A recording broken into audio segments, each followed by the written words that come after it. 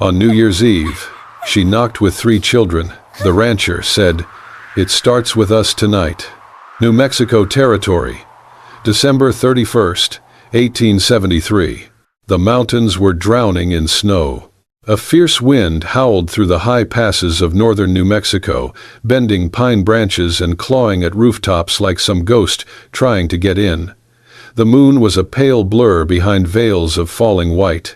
Every trail had vanished. Every sound was swallowed by the storm.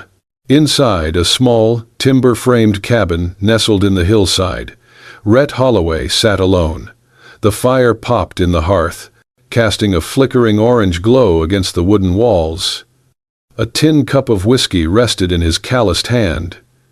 He stared into the flames as if they might answer for the years he had spent trying to forget. Another New Year. Another bitter end. He raised the cup in a silent, sarcastic toast to no one. And then, 3 sharp knocks. He froze. Knocks again, harder this time. Desperate. The kind that had no patience left. Rhett stood slowly, setting the tin down. His boots scraped the wood floor. The wind moaned louder as he stepped to the door, fingers brushing past the old rifle mounted above it. Just in case, he unlatched the bolt and pulled the door open against the wind. And there, framed by snow and moonlight, stood a woman. Her cloak was soaked through, face pale beneath a frayed bonnet. Snow clung to her lashes and hair like frost on a dying leaf. In her arms, a small child burned red with fever, limp and shivering.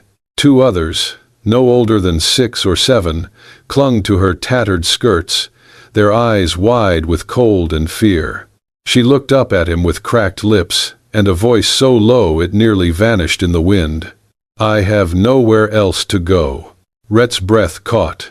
Eliza May Cutter. He had not seen her in almost 7 years. She looked older now, worn, thinner, but her eyes were the same, fierce, full of things unsaid. She had been the wife of his closest friend, the ghost in his sleepless nights, the woman he had once loved in silence. He said nothing at first. His jaw tightened, heart thudding beneath the stillness. The fire crackled behind him. The cold bit at his bare forearm. The child in her arms whimpered, a thin, sick sound. The snow gathered on the children's shoulders. Rhett moved. Without a word, he stepped forward and reached for the baby. His hands, once quick to draw iron, now trembled slightly as he took the feverish bundle from her arms. The child coughed against his chest, heat radiating through the threadbare blanket. He looked at Eliza again, eyes hard, unreadable. Then he stepped aside. "Come in," he said. She hesitated, just a breath, then gathered the 2 older children by the hand and stepped into the cabin. The door closed behind her with a final, muffled thud. Inside, the warmth hit them like a wave. Rhett knelt by the fire, laying the sick child gently onto a folded quilt. He added wood to the flames, never glancing up as Eliza ushered the other 2 to sit on the rug near the hearth. The boy stared into the fire like he had never seen one before. The girl clutched a rag doll missing half its face. Eliza's voice cracked as she crouched beside Rhett. "His name is Thomas. He has been sick for 2 days. I thought we could make it to Socorro, but the wagon wheel broke 3 miles back." He nodded slowly, eyes on the child. "You should have come sooner." Her laugh was bitter and soft. "I should have done a lot of things." The wind screamed outside. Inside, the cabin was silent except for the fire, the cough of a sick child, and the unspoken question between them. Why now? Why her? Why him? But Rhett said none of it. Instead, he stood, walked to the back of the cabin, and returned with a wool blanket and a tin basin of water. "Let us get him warm first," he said, crouching again beside the boy. His voice was rough, but steady. "Then you can tell me what happened." Eliza blinked fast, and for a moment, he thought she might break. But she didn't. She only nodded. Outside, the new year crept closer with every falling flake. Inside, something old had stirred again, something long buried. And it had started with a knock. The cabin had grown quiet, save for the low, steady crackle of the fire. Rhett knelt beside the smallest child, Thomas, who now lay bundled near the hearth. A cool cloth pressed gently to the boy's forehead. The fever had not broken, but the violent trembling had eased. The color in his cheeks had softened, shifting from dangerous red to a pale pink. Rhett shifted the cloth, careful, precise. His movements had always been sure, even back when his hands had been more familiar with gunmetal than linen. Eliza watched from a distance, arms wrapped around her knees, still shaking slightly from the cold. Her clothes were drying by the fire, but her skin was blotched red and raw. She didn't speak. She didn't have to. Rhett stood and walked to a small wooden chest beside his bed. He opened it slowly, hesitating for the briefest of moments. Inside lay a neatly folded dress, simple, made of faded green wool, with a delicate white lace collar. He lifted it gently, as if disturbing a memory. He walked it back to her without a word. She took it with both hands, her eyes lowering as she recognized it. "This was hers," she said softly. Rhett nodded. "My mother wore it every Christmas. She would have wanted you to be warm." Eliza's lips parted, but she said nothing, only clutched the dress tighter, as though it were a lifeline. She stepped into the back room with the girls, while Rhett returned to the fire. A few minutes passed, then the door creaked open, and she emerged again, hair still damp, but eyes clearer now. The dress fit well enough, a little loose at the shoulders. Rhett handed her a tin bowl of warm cornmeal porridge. "Eat. It's not much, but it'll help." They sat side by side on the rug, bowls in hand, backs to the fire. The children were already curled together, fast asleep under patchwork quilts. The boy, despite his fever, had stopped whimpering. A soft breath escaped his lips, his tiny chest rising and falling with steady rhythm. For a long while, they said nothing. Then, quietly, Eliza broke the silence. "Do you ever think about it?" Rhett didn't look at her. "About what?" She stirred her porridge with the spoon, her voice low. "Back then, before the war, before Sam." His jaw tensed. "I try not to." She gave a half laugh, hollow and full of hurt. "I used to think I imagined it. The way you looked at me. The way you never said a word." He set his bowl down. "You belonged to him." "Did I?" She looked over at him then, her eyes glistening with things long buried. "I remember the day Sam told me he was going to propose. He said he felt lucky, like he'd beaten you to something." Rhett's throat tightened. He turned away from her and reached toward the shelf above the hearth. He pulled down a small cloth bundle and unfolded it slowly. Inside was a handkerchief, yellowed with age, soft with use. The embroidered initials were faint now. M.H. Margaret Holloway, his mother. He handed it to her. She looked at it, confused for a moment, until she saw the initials. Her hand trembled. Then, quietly, as if something cracked beneath the weight of it all, Eliza began to cry. No sobs, no wails, just tears that slipped down her cheeks one by one, like tiny rivers in the thaw. Rhett didn't speak. He didn't ask. He only reached forward, gently, and wiped the tears from her cheek with the cloth, tender, reverent, like a man handling a holy relic. Their eyes met, just for a moment. In his, there was no accusation, no bitterness, only recognition. Of what had been lost, of what could never be again, of what still remained, in the quiet spaces between survival and surrender. Eliza's voice was almost a whisper. "He died trying to be a good man." Rhett nodded. His hand lingered on her face.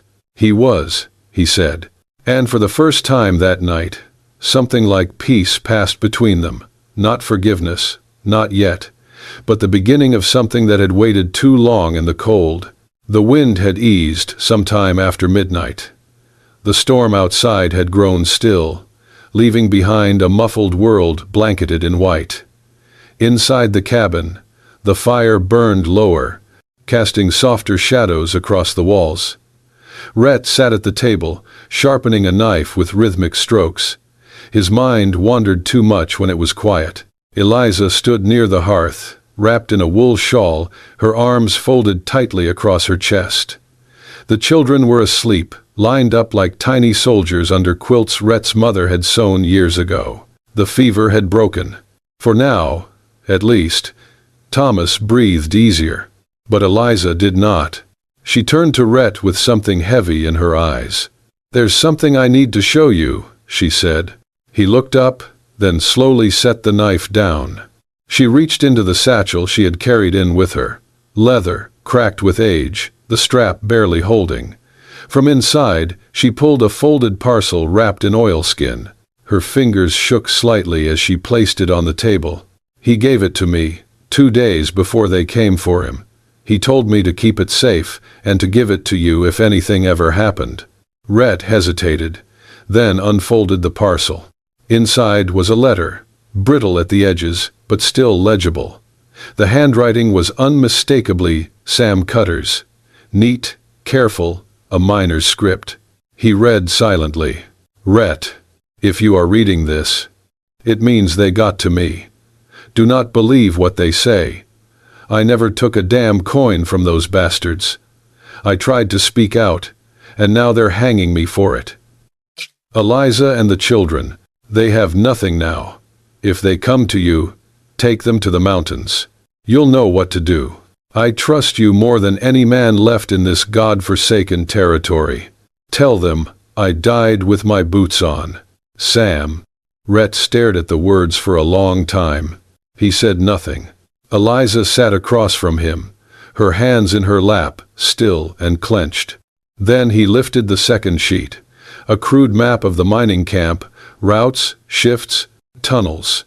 Attached to it were 3 signed witness statements accusing Silas Harwood, the owner of the mine, of skimming wages and running secret operations with stolen gold.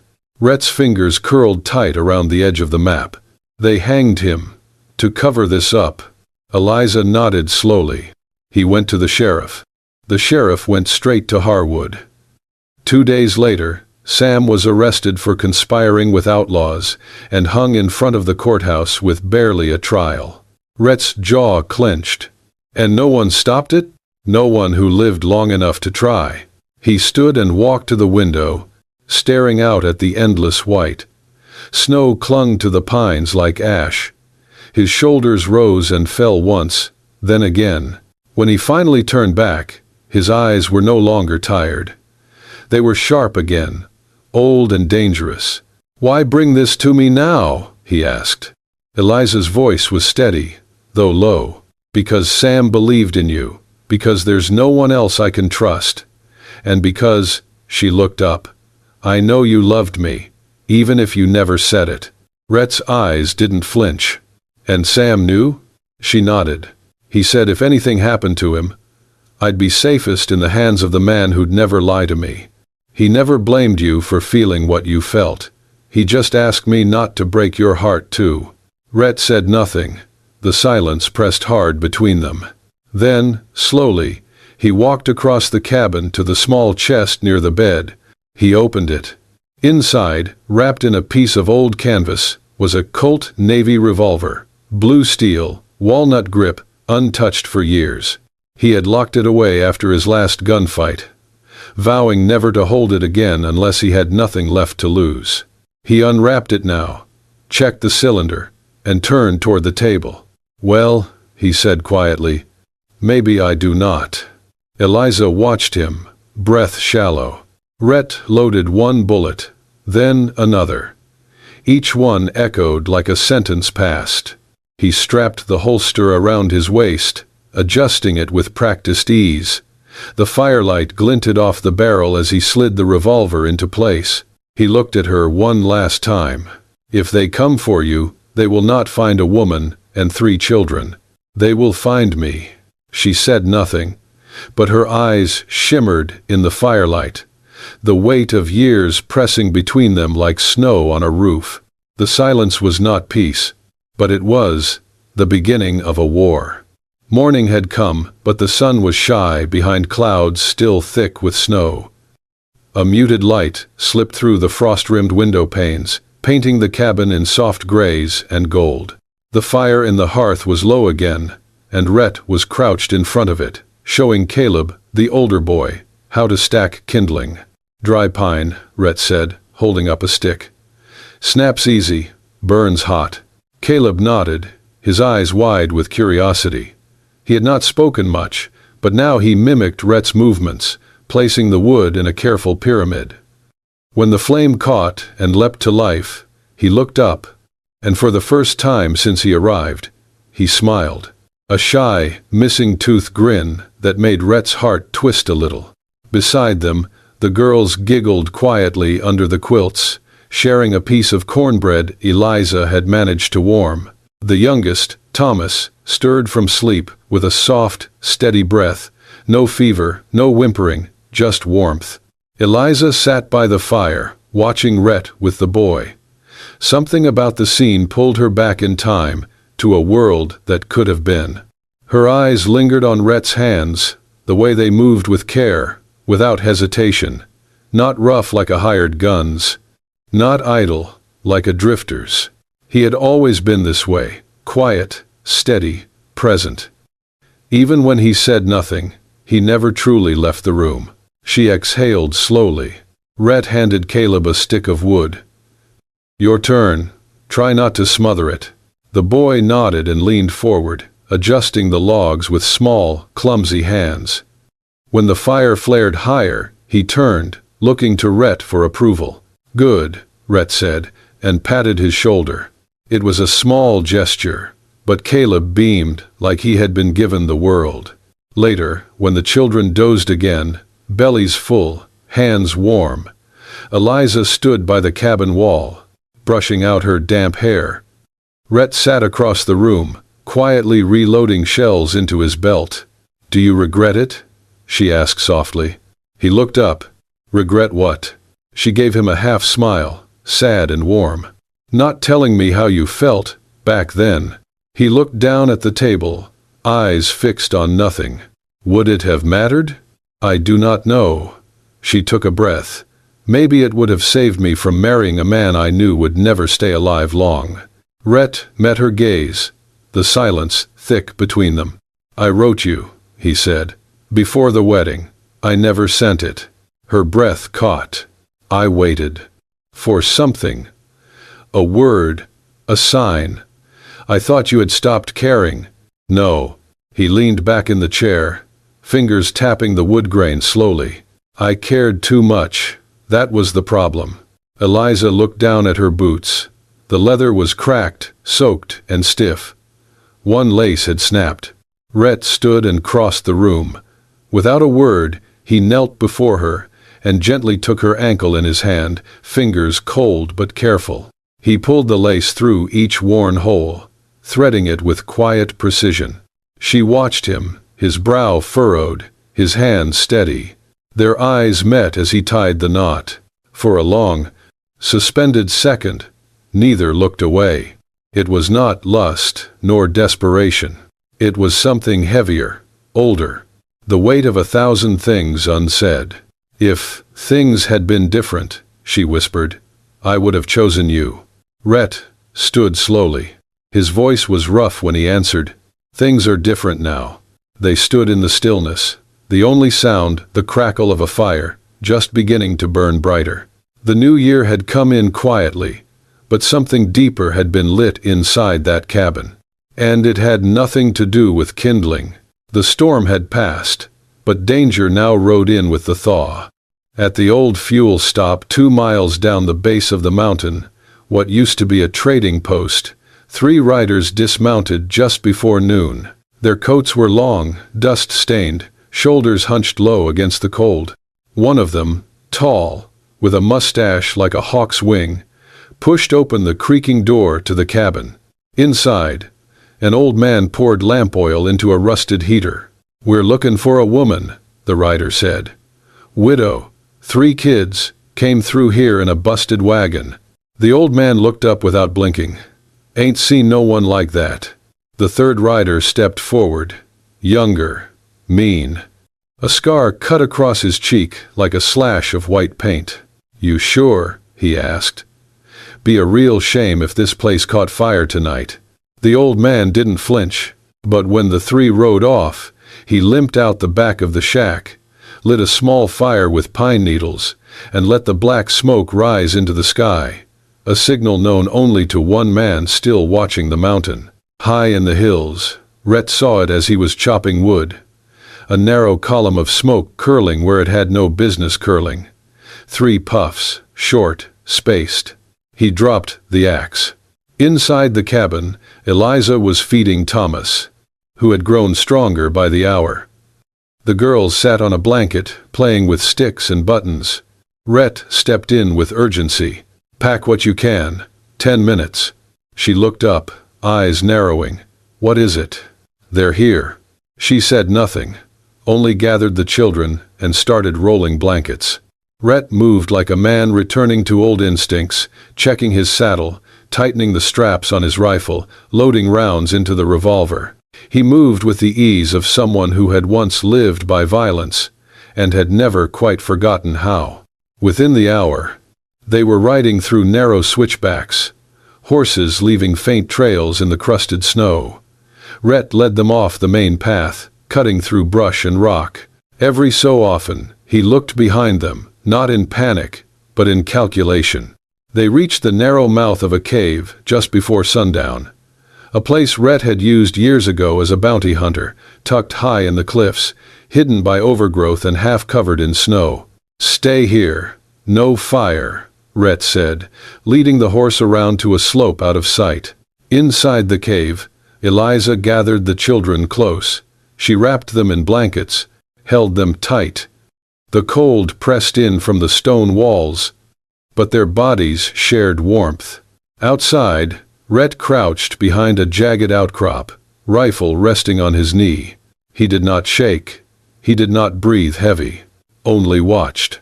And waited. Night fell. In the silence of snow and pine, hoofbeats whispered. Then, the snap of a twig.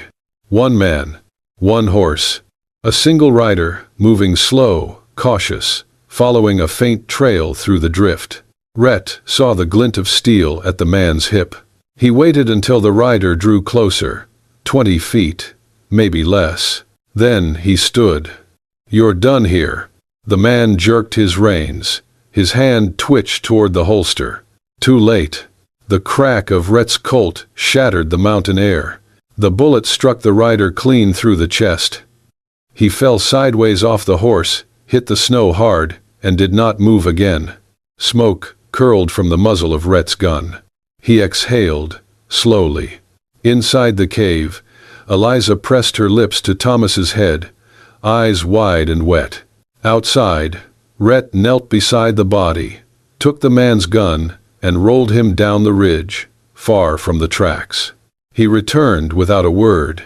But when Eliza looked up at him from the mouth of the cave, eyes questioning, searching, he gave a single nod. One less to worry about. She did not ask who or how. She only reached out, and this time, when her hand found his, he did not let go. The cave had gone still, too still. Eliza pressed her hand to Thomas's forehead, her face draining of color. The boy's skin was fire-hot, yet his limbs were cold. His tiny chest heaved in shallow bursts, and then his back arched. "Rhett!" she cried. Rhett was already at her side. Thomas's small body convulsed once, then again, the fever seizing him. His eyes rolled back. "He's burning up," Eliza said, her voice cracking. "He is not breathing right. He. Easy." Rhett knelt beside her, hands already checking the child's pulse, his breath. "He needs more than we can give him here." Eliza's voice rose, frantic. "We have to take him. Down the mountain. There has to be someone. No one near enough. And not in this snow."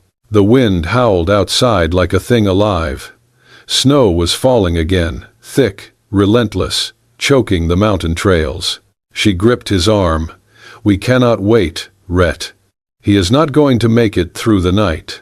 Rhett stared down at the child, jaw clenched. And then, without another word, he stood. "I know someone." He moved quickly, pulling his coat tight, grabbing his saddle blanket and a spare canteen. Eliza looked up at him, stunned. "Who?" "Dr. Benedict. He lives 2 ridges over. Owes me a life." "Rhett, it's almost midnight. It is a whiteout out there." He wrapped Thomas carefully, swaddling the boy in 2 layers of quilt and his own wool cloak. "Then I will ride through it. You cannot do this alone." He looked at her, voice low and certain. "I already am." Within minutes, the horse was saddled. Rhett mounted with the boy bundled tight against his chest, tied beneath his coat. Snow whipped into his face, burning his eyes. He gave Eliza one last glance as she stood in the cave mouth, torch in hand, eyes brimming. "Bring him back," she said. He nodded once, and kicked the horse forward into the dark. The mountain turned cruel as Rhett descended. The trail vanished within minutes. Wind clawed at his face, ice biting through his gloves. But he kept on, heart pounding in rhythm with the horse's hooves, arms tight around the boy, who whimpered now and then in fevered gasps. "Hold on, little one," Rhett muttered. "Just a little longer." The storm grew worse. Snow blinded him. Branches tore at his coat. And then, suddenly, the horse shrieked and stumbled. The world tilted. Rhett was thrown sideways. He hit hard. The boy cradled tight to his chest. Snow cushioned the fall, but pain shot through his side. The horse scrambled back to its feet and bolted into the white. Rhett did not chase it. He looked down at Thomas, still alive, but barely. He staggered upright, teeth clenched against the cold. He pulled the boy tighter, shielding him beneath his own coat. And he walked. One step, then another. Boots crunching through thigh-deep snow, vision blurred, breath seizing in his chest. He thought of the war, of carrying wounded men across fields soaked in blood and fire, of promises made to men who never saw morning. This child would see morning, even if it killed him. When Dr. Benedict opened his door at dawn, he found a man half frozen, lips blue, eyes wild, carrying a burning child wrapped in wool and fury. "Save him," Rhett rasped, stumbling forward. "For the love of God, save him." Then he collapsed, still holding on. The cabin was warm. Not the cave. Not the snow-covered mountain. This was a different place entirely. A real home, with thick stone walls and shelves lined with books and medicine bottles. A stove hummed in the corner, and the smell of boiled herbs and pinewood filled the air. Thomas lay on a cot near the fire, pale but breathing evenly. His fever had broken. His chest rose and fell with the steady rhythm of a child finally out of danger. Dr. Benedict stood over him, wiping sweat from his brow. "If you had arrived an hour later," he said quietly, "the boy would have been gone." Eliza sat in the chair beside the cot, her hand cradling Rhett's. He lay on a second bed, still unconscious, wrapped in blankets, his skin flushed with the burn of cold. She had not let go of him since she arrived.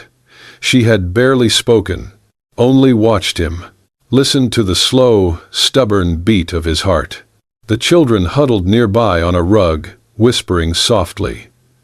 The girls played with carved wooden animals the doctor had given them. Caleb sat closest to Rhett, eyes fixed on the man who had braved the storm to save their brother. When Rhett stirred at last, it was with a groan, hoarse and rough in his throat. His eyes opened slowly, blinking against the firelight. Eliza leaned over him immediately. "You're safe," she said, brushing his hair back. "You made it." His voice came in a rasp. "The boy?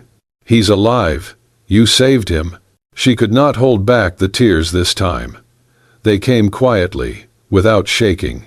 Just soft lines down her cheeks as she leaned closer and pressed her forehead to his hand.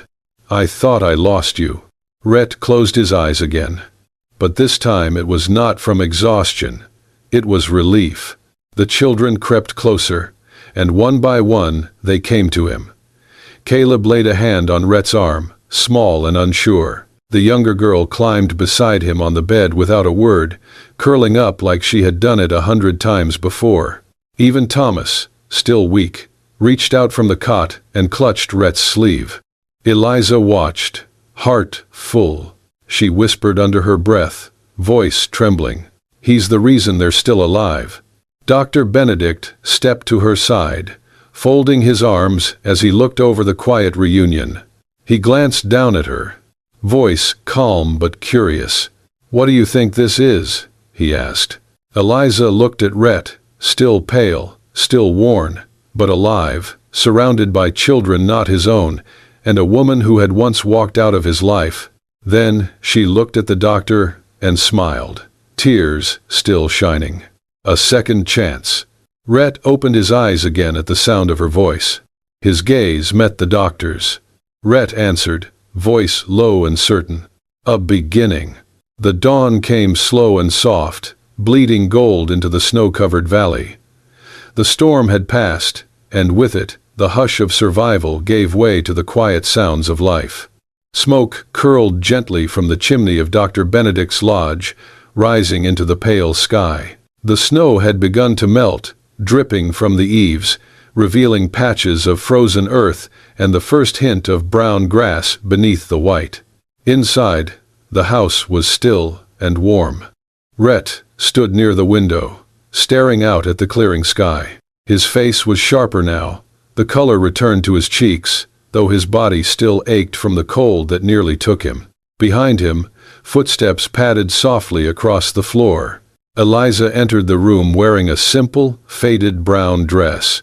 It hung gracefully against her frame, the lace collar slightly frayed with age. Rhett turned at the sound of her movement and paused when he saw it. He recognized the dress immediately. It had belonged to his mother. For a moment, words failed him.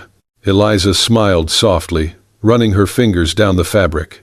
"She would have wanted someone to wear it again," she said. "And you kept it all this time."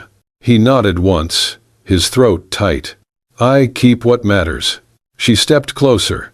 Neither of them rushed. There was no need. They stood face to face, two people with too much history and just enough future left to make it count. Rhett reached into the pocket of his coat. He pulled out a silver chain, worn and tarnished, and at the end of it hung a simple gold band, his mother's wedding ring. He held it in his hand for a long second, eyes studying the shape, the history, the weight of it. Then, slowly, he reached for Eliza's hand. She let him take it, her fingers trembling. He slipped the chain over her wrist, the ring resting gently against her skin. There was no proposal, no question, just an understanding deeper than words could carry. Eliza blinked fast, breath catching. "I do not know if you can ever forgive me," she whispered. Rhett's voice was steady and low. "We do not live in the past, Eliza." He stepped closer, pressing her hand gently to his chest. "It starts tonight." Her eyes shimmered, and she leaned forward, resting her forehead against his. The silence between them held nothing but truth. Later that morning, the sky clear and bright, Rhett stepped out into the yard with the 3 children. He wore his coat, a soft scarf around his neck, and a new steadiness in his walk. Caleb ran ahead, boots crunching against the slush. The girls followed, one holding Rhett's hand, the other skipping just behind. At the edge of the yard stood the small horse barn. Doors cracked open to let the light in. The air smelled of hay and saddle leather. Rhett paused, looking over his shoulder toward the house. Eliza stood at the doorway, watching him, not with worry, not with fear, but with something that looked a lot like hope. He turned to the children, planting one hand on Caleb's shoulder and nodding toward the barn. "We've got a lot of work to do," he said. The boy beamed. The day had begun. A new year had arrived, and something broken had begun to mend, in the thaw of love not lost, but long delayed. If this story stirred something in you, a heartbeat for second chances, a longing for love that braves the storm, or just the quiet hope that even in the coldest places, warmth can find its way back, then do not forget to tap that like button. Every tale is carved from the dust and danger of the American frontier, but always lit by the fire of the human heart. Turn on the bell so you never miss when another story rides in. And remember, where bullets missed, but hearts didn't.